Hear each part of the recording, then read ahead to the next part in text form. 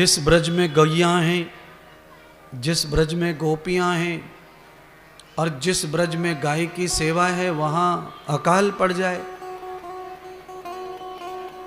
संभव नहीं है। जहां गाय का वास वहां अकाल असंभव। पर इंद्र ने स्वार्थ में पानी नहीं बरसाया,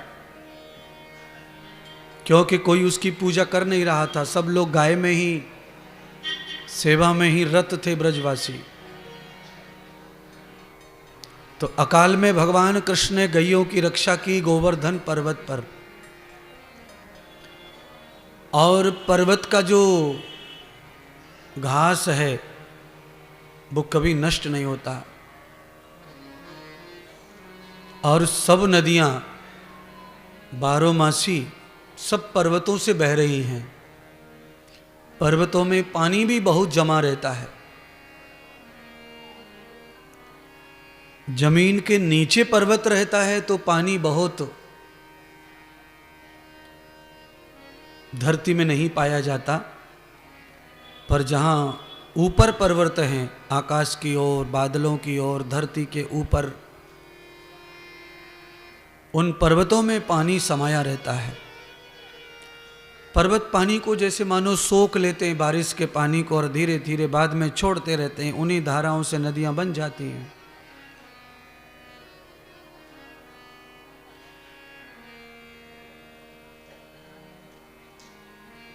श्री गोवर्धन पर्वत के बारे में अनेक कथाएं आती हैं।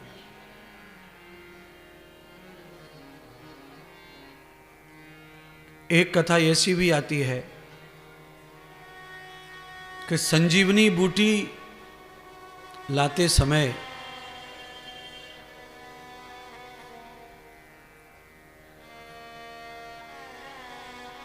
उसमें से कुछ हिस्सा यहाँ स्थापित हो गया या गिर गया था। उसे भी उस तरह माना गया है कि वही गिरिराज पर्वत है, गोवर्धन पर्वत है। और दूसरा, उस पर्वत की स्थापना इस तरह भी मानी गई है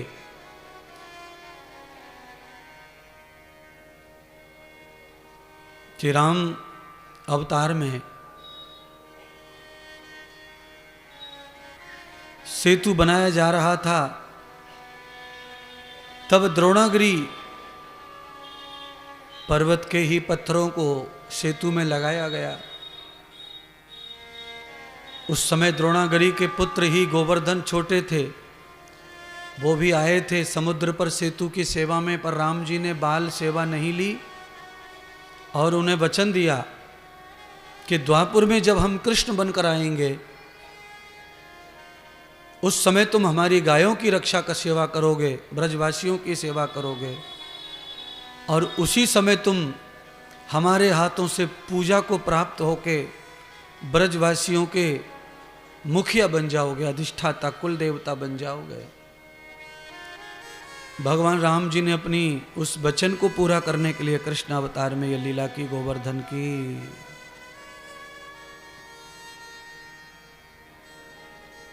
ये सब बंद है।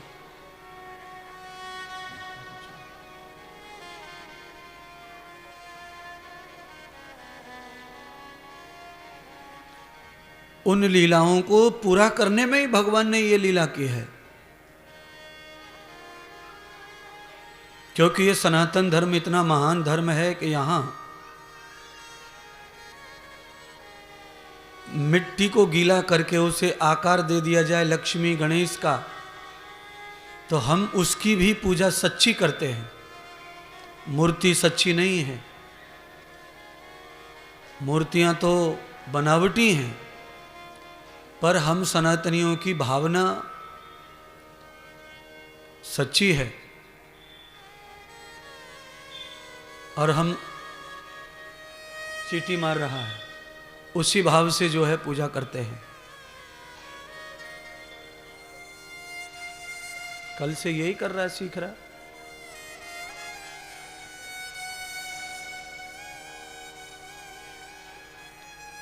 श्री गिरिराज धरण की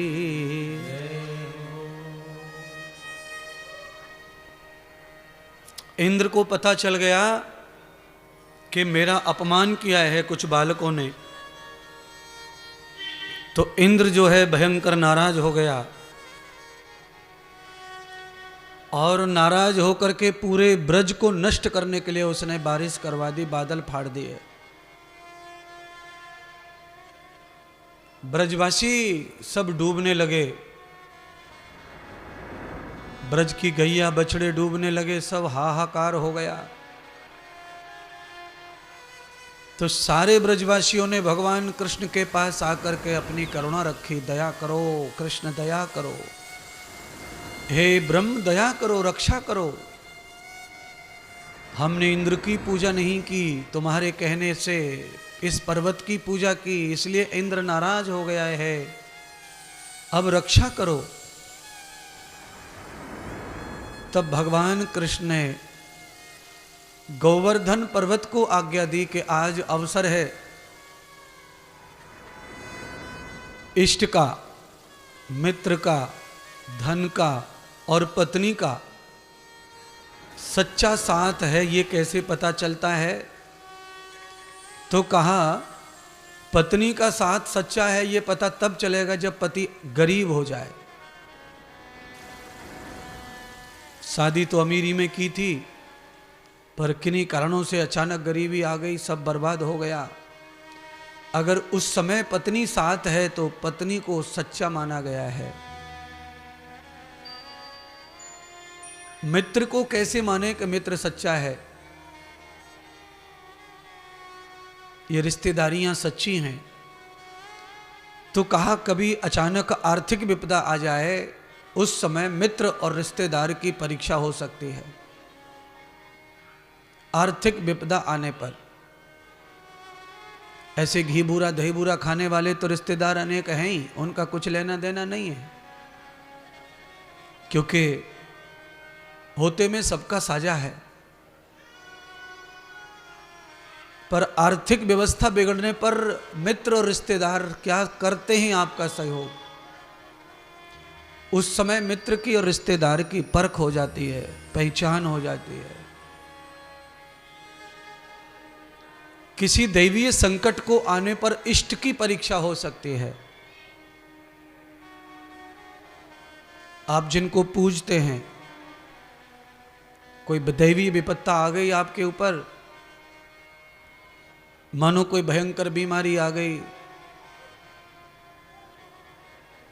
बाढ़ आ गई, खेत खराब हो गए, आंधी तूफान आ गया, सब मिट गया। ऐसी स्थिति में इष्ट जो है सच्चा होगा तो उनकी परीक्षा भी हो सकती है। और वैसे तो आप सब समझते ही हैं कुछ नहीं है।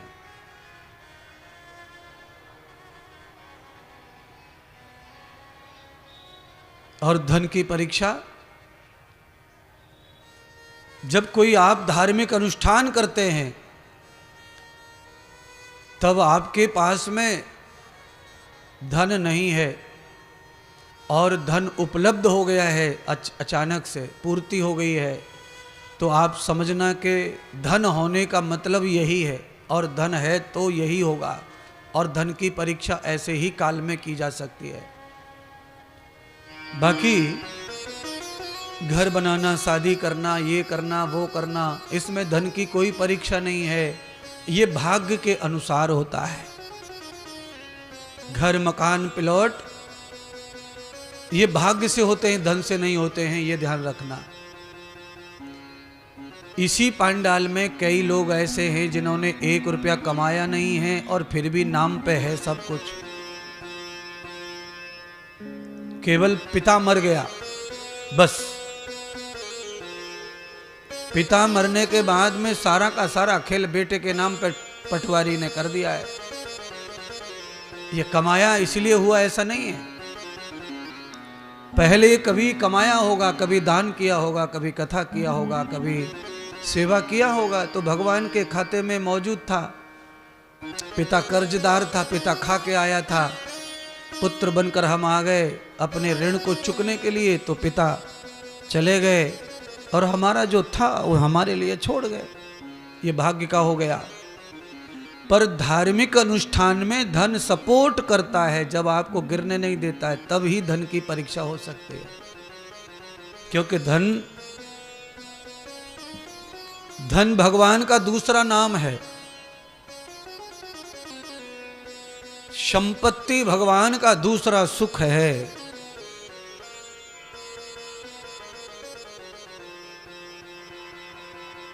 तो ये चार की परीक्षा, तो आज भगवान कृष्ण कहने लगे गोवर्धन तुम्हारी परीक्षा है। तो गोवर्धन परीक्षा देने के लिए तो तैयार थे, पर श्री गोवर्धन कहने लगे ब्रह्म परमात्मा हे कृष्ण, मैं तो जड़ हूं, पत्थर हूं, और मैं क्या सेवा करूंगा। हां, पर आपकी अगर दृष्टि, आपका स्पर्श हो गया, आपकी इच्छा हो गई, तो मैं सब कुछ कर सकूंगा। आप अपनी कृपा और दृष्टि डाल दो। तो कहते हैं भगवान श्री कृष्ण ने अपनी दृष्टि डाल करके गोवर्धन पर्वत को कमल के फूल की तरह हल्का कर दिया और उसे ग्वाल वालों के निमित्त बनाकर सहयोग से उठाया, और सारे के सारे ब्रज के ऊपर छत्र बन गया। सारे ब्रजवासी गौशालाओं सहित उस पर्वत के नीचे आ गए। पानी, बारिश, बाढ़, बादल थक गए और लौट गए। ब्रज की रक्षा हो गई।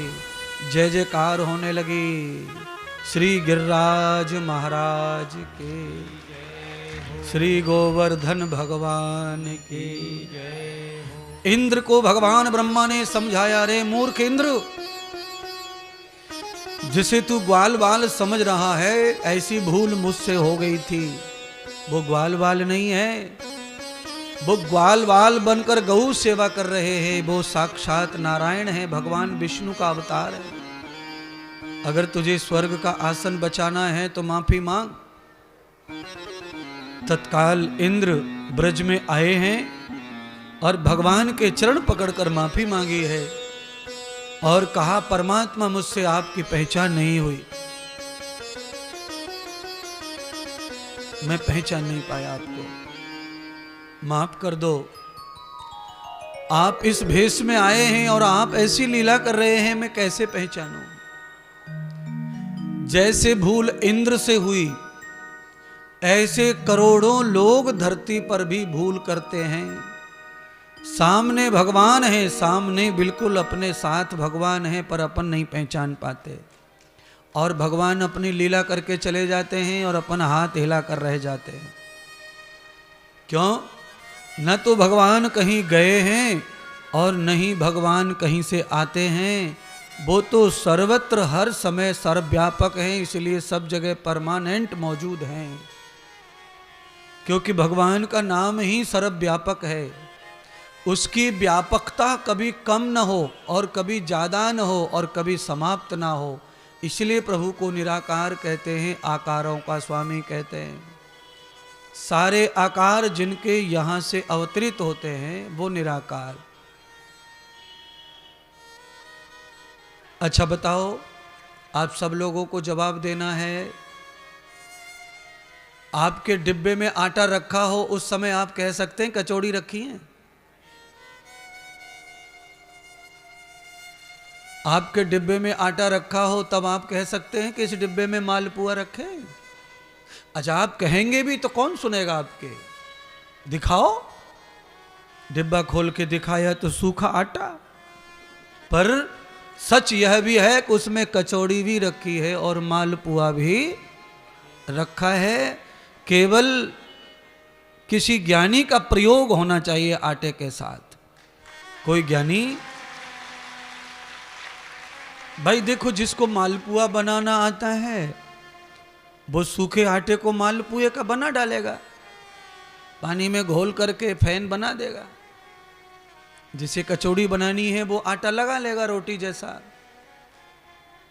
प्रयोग भूख से, इच्छा से, प्रयोग से आप रूप का दर्शन कर सकते हैं उस निराकार आटे में। वैसे वो आटा है, पर आप उसमें पराठा देख लो, चीला देख लो, आपको जो पटे वो देख लो। अगर आपके अंदर पावर है तो आप उसे प्रकट भी कर सकते हो। परात चूल्हा तैयार रखो, सब कुछ प्रकट कर लो, जो आपको आइटम पसंद आए वो सब बना लो। सब मिल जाएगा। तो ऐसे ही इस संसार रूपी डिब्बे में परमात्मा पूरी तरह भरा पड़ा है। भक्तों के हित के लिए भक्तों की इच्छा अनुसार परमात्मा रूप धारण करते रहते हैं। बड़े ताऊ जी को पुआ पसंद है तो पुआ, चाचा को पराठे पसंद है, टेढ़े मेढ़े वाले पराठे। टेढ़े मेढ़े कौन से होते? परत वाले पराठे है। 4-5 बार बेलो, फिर ऐसा करो, घी लगाओ, फिर पलटो, फिर ऐसे है। परत के पराठे खा लो, आटा वही है। मालपुआ खा लो, आटा वही है। समोसे का मन आ रहा है, समोसे बना लो, आटा वही है। परमात्मा के साथ इतने रिश्ते हैं तुम्हारे। गीता का 18वां अध्याय पढ़ो, मोबाइल पे सर्च करो। पूरे श्लोक जब समाप्त हो जाए 18वें अध्याय के, तो उसका जो रिजल्ट है, भाव है, वो भाव क्या है? 18वें अध्याय का पूरे का जो भाव है वो एक ही है। बोलिए हिंदी में कि भाव का भूखा हूं मैं और भाव जग में सार है। भाव से भज लो मुझे तो सबका बेड़ा पार है। भगवान स्वयं कह रहे हैं गीता में अर्जुन से कि मैं भावना का भिखारी हूं। सोना चांदी हीरे मोती जवाहरात मुझे नहीं चाहिए किसी का। वो तो आप जिनको अच्छे लगे उनको चढ़ाओ, पर मैं भाव भूव हूं और बिना भाव के मैं प्राप्त नहीं हो सकता हूं।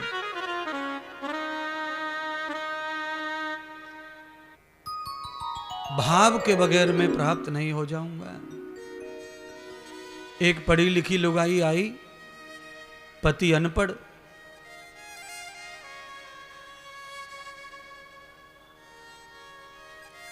बरसा आने वाली थी, बादल गरज रहे थे।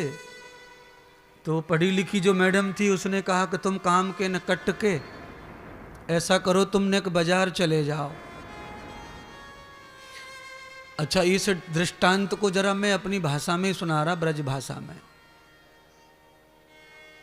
पति ने कहा चले जाऊंगो। कहा घर में तो तुम कुछ करो ना, कम से कम एक काम तो करके लाओ। अगर बारिश हो गई अचानक तो फिर मैं कैसे स्कूल जाऊंगी, कैसे पढ़ाने जाऊंगी? एक छाता ले आओ। पति सच में भोला ही था, पत्नी बहुत चतुर। पत्नी ने कहा सुनो, बनिया बहुत चालाक रहे में, वो 20 रुपए बोलेगा छाते का, तुम 10 लगाना। बनिया जितना भाव बोले उसका आधा भाव लगाना। तुम भोले बावड़े हो, कछु समझो हो ना। पति ने कहा हो। तो सच बात वही निकली, जैसे ही छाता मांगा बनिया ने कहा लाओ 20 रुपए। तो पत्नी की आज्ञाकार पति ने कहा कि 10 रुपए। बनिया ने कहा पहला बोहनी का ग्राहक है, सवेरे सवेरे आयो है, चलो 2 रुपए मजदूरी के कम दे दे मेरे, पहला ग्राहक है, कुछ नहीं लूंगा। 16 रुपए में ठन गई, ले जा 16 रुपए में। पत्नी के गुलाम पति बोले कि 8 रुपए।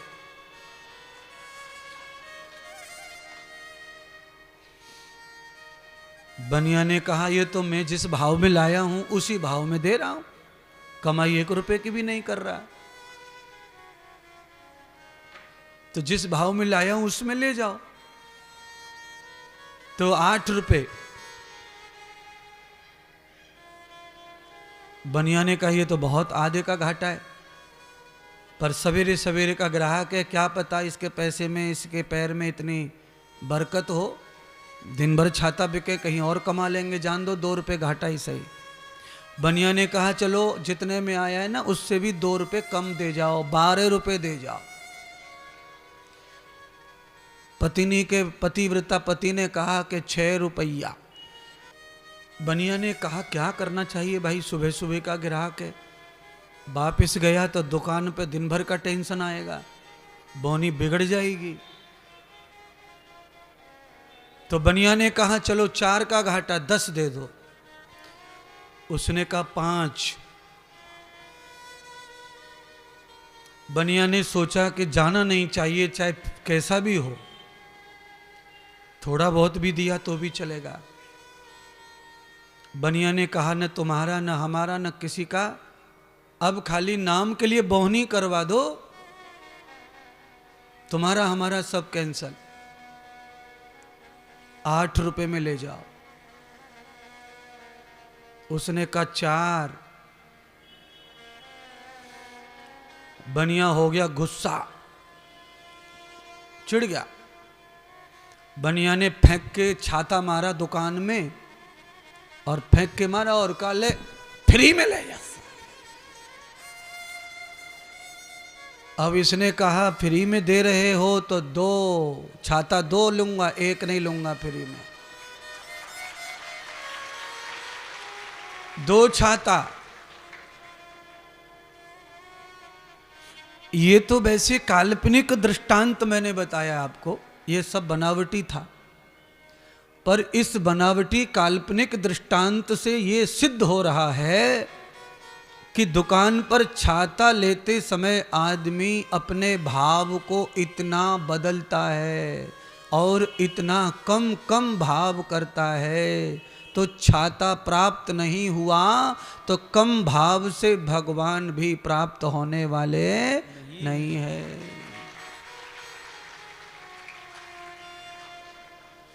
तो फिर भगवान को कैसा माना जाए, वो कैसे होते हैं? तो देखिए, भागवत के अनुसार भगवान ऐसे होते हैं कि थोड़ी देर पहले ये जो पर्वत है ये खाली पर्वत और पत्थर ही था, और अब भगवान श्री कृष्ण ने उसको नाम दे दिया, तो अब वो गोवर्धन भगवान हो गए, ब्रजवासियों के देवता हो गए, क्योंकि उन्होंने भगवान से सिद्धि प्राप्त कर ली और सेवा प्राप्त कर ली। जो भी मानव का शरीर धारण करके भगवान की सेवा को प्राप्त कर लेता है, आगे चल करके वही समाज में भगवान बन जाता है, वही पूजने लगता है। तो क्या चाहिए फिर आपको? आपको चाहिए कि आप भगवान को पूजने के लिए नहीं, भगवान की सेवा में रुचि रखो।